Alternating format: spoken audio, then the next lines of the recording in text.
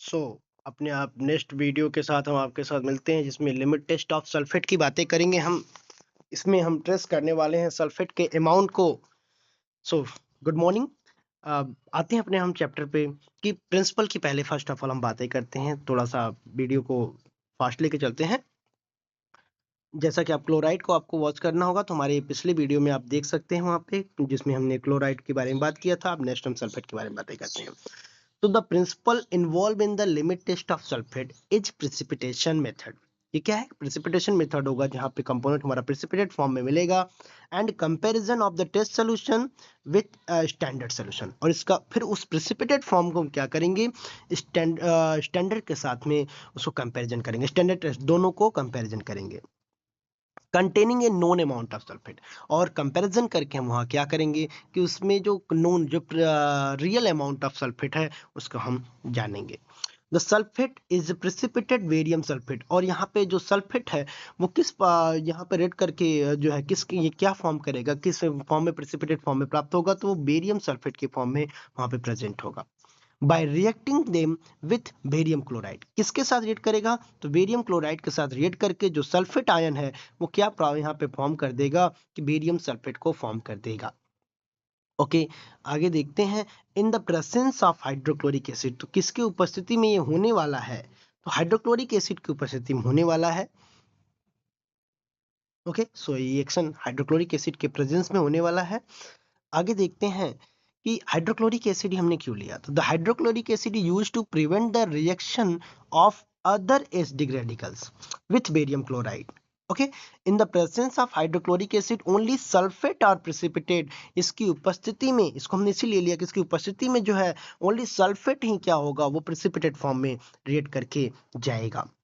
Next हम देखते हैं, अगर आप चाहें तो एक तरीके से और डायरेक्टली लिख सकते हैं यहाँ पे प्रिंसिपल, जो कि आप डायरेक्टली लिख दो कि limit test of sulphate is based on the reaction of sulphate ion with the, किसके साथ में यहाँ पर रिएक्शन कर रहा है, तो barium chloride, react with barium chloride. यानी कि सल्फेट जो हमारा कंपाउंड है वो बेरियम क्लोराइड के साथ रिएक्ट करेगा, जहां पे वो बेरियम प्लस सल्फेट इसके किसके उपस्थिति में होगा, थोड़ी बातें कर लेते हैं। तो इन the presence of hydrochloric acid, किसकी उपस्थिति में होगा, तो हाइड्रोक्लोरिक एसिड यानी HCl की उपस्थिति में होगा, जो कि क्या फॉर्म करेंगे, तो to form barium plus sulphate. ये दोनों आपस में कंबाइन करके क्या बना लेंगे, बेरियम सल्फेट।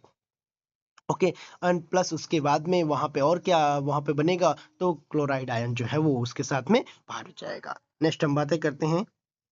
अब यहाँ पे देखा जाए तो नीचे जो पॉइंट लिखा है हमने, due to the formation of precipitate, due to the formation of precipitate the solution appear at turbid. ये जो सॉल्यूशन होगा ये किस फॉर्म में अपीयर होगा, टर्बिड फॉर्म में, जो उसमें प्रेजेंट है। And the extent of turbidity depend on the amount of service. वहीं जो टर्बिडिटी वहां पे शो कर रहा है उस सॉल्यूशन में प्रेजेंट है, वहीं क्या करेगा, वो अमाउंट ऑफ सल्फेट को डिनोट करेगा।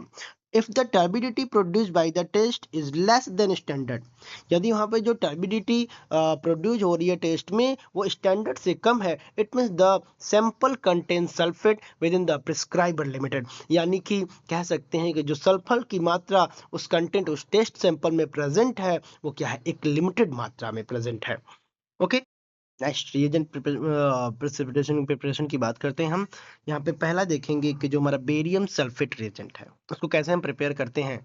तो बेरियम सल्फेट रिएजेंट में dissolve 12 gram of barium chloride जो है water in 1000 ml of water.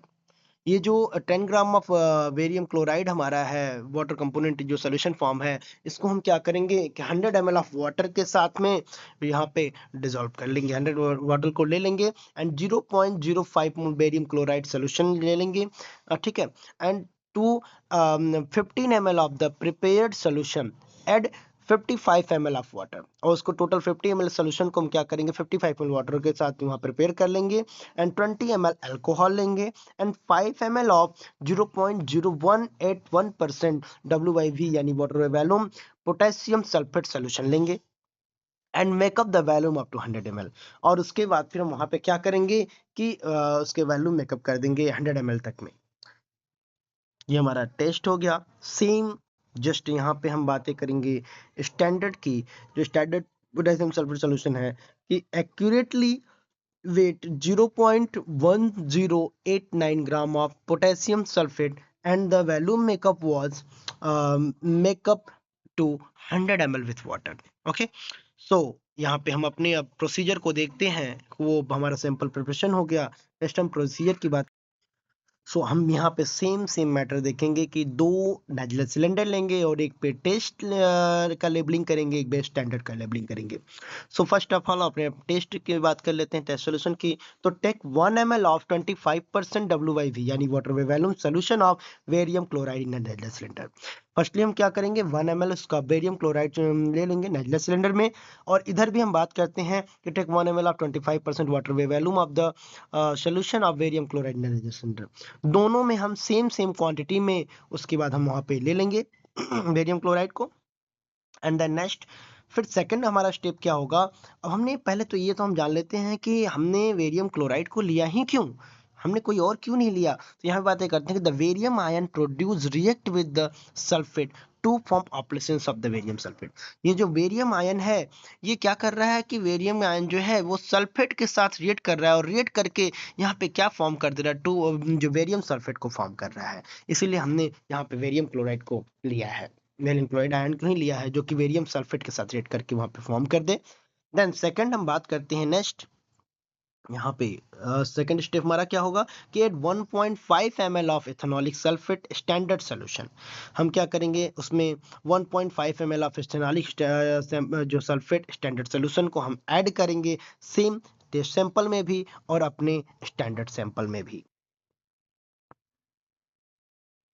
Next बातें करेंगे add 0.50 ml of 5 acetic acid and इधर सेम स्टैंडर्ड में भी हम क्या करें 0.50 ml हम एस्टिक एसिड को स्टैंडर्ड में भी लेंगे और अपने टेस्ट सैंपल में भी मेंशन करेंगे। हम ये देखते हैं, ये रीजन देख लेते हैं कि हमने एस्टिक एसिड का ही सिलेक्शन क्यों किया। So acetic acid prevent the precipitation of various anion such as borate oxalate phosphate. Okay, so next हम बात करते हैं कि अब लास्ट पॉइंट हमारा जो होगा कि एस्टिक एसिड पेंसी में ही हो रहा था ये, तो मेकअप लास्ट फिफ्थ पॉइंट अपना देखते हैं कि make up the volume with sulphate free water up to. फिर हम क्या करेंगे लास्ट में एटलीस्ट वहां पे सल्फेट से जो हमारा सल्फेट कंपाउंड हमने लिया था, जो ओवरऑल हमारा टेस्ट सैंपल था उसमें हम 50 ml तक वॉल्यूम मेकअप करेंगे वाटर के साथ में। और नेक्स्ट स्टैंडर्ड में भी हम क्या करेंगे यहाँ पे 50 ml तक वाटर के साथ में हम वॉल्यूम मेकअप करेंगे। नेक्स्ट कंक्लूजन देख लेते हैं। If operations produce in standard solution is more than that of test. जो स्टैंडर्ड सॉल्यूशन में जो ऑपरेशन प्रोड्यूस है वो more than that of test से मोर देन है, तो the sample complies within the limit test of sulphate as per IP जो है 1996। यानी कि सिंपल सी बात हम कह सकते हैं कि जो हमारा टेस्ट सैंपल है वो अगर स्टैंडर्ड की अपेक्षा ज्यादा है तो हमारा सैंपल ये फेल हो जाएगा, जो उसमें सल्फेट की मात्रा ट्रेस होगी। और अगर लेस देन स्टैंडर्ड कंपोनेंट, अगर उससे स्टैंडर्ड से जो प्रेसिपिटेट फॉर्म है उससे लेस देन कम आता है तो ये सैंपल हमारा यहाँ पे पास हो जाएगा। जैसे हम इसका मॉडिफाइड सल्फेट लिमिट टेस्ट देख ले रहे हैं कि from IP 1996 onward the limit test sulphate has been modified to great extent it has done away to requirement of the beryllium sulfate agent, however the steel alcohol along with the barium chloride to produce comparable turbidity। यहाँ दोनों को compare करके इसके base पे हम क्या कर रहे हैं, यहाँ पे उसके टर्बिडिटी को ट्रेस करने के लिए हम ये टेस्ट यहाँ पे करते हैं। Thank you.